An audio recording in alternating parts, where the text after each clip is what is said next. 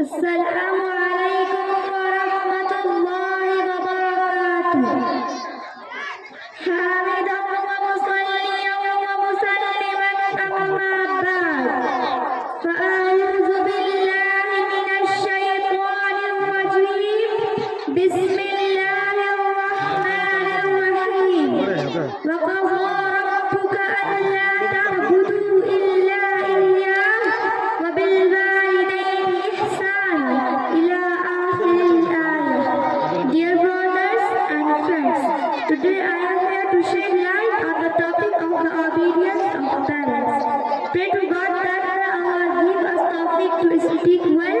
Ameen. My dear brethren in Islam, after obedience to Allah and His Messenger, the obedience of parents is the most important for everyone, not only in Islam, but every religion has focused on it. But Islam forces more than other religions.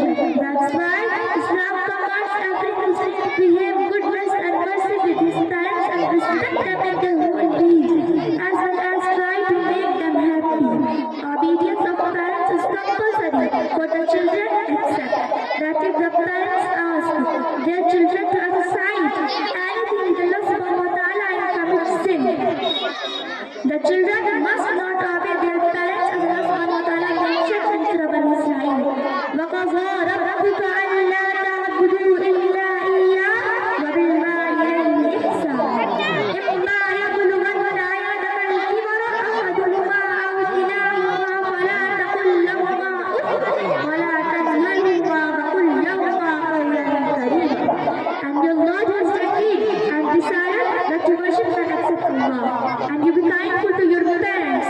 If one of them or both of them reach old age in your life, don't say to them "uff," a word of disrespect, and don't ripple them and speak to them all with your voice.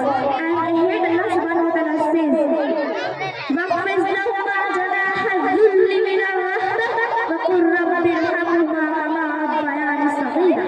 And lower to them the wing of humility out of mercy, and say, my Lord, may have mercy upon them as they brought me up.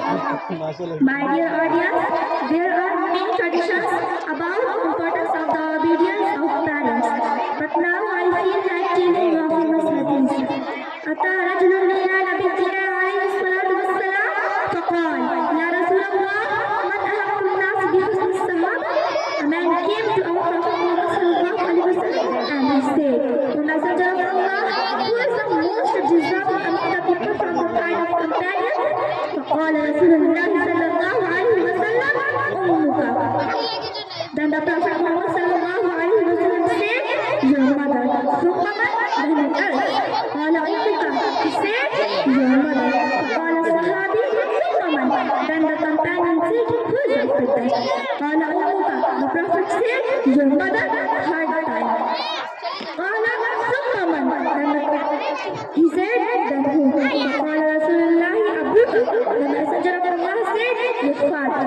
My dear comrades, the parents are alive, and we should respect them and treat them with good manners, and we should behave goodness and kindness to our parents. But if the parents are passed away, then the goodness and kindness to our parents don't end at the point of their death. But the kindness and goodness to our parents also after their death, because they would not be able to do good deeds anymore, because they have left the world to all good deeds are not accepted. First, the charity that was given is continued. Second, the useful knowledge. Third, the pious living they have left behind, they will pray for them and by asking them for goodness to Allah. My dear audience, so after passing the parents, we can do good and kindness to our parents by praying for them and by asking them for goodness to Almighty Allah. May Allah grant our parents exalted place in the paradise and protect them from the hellfire. Ameen.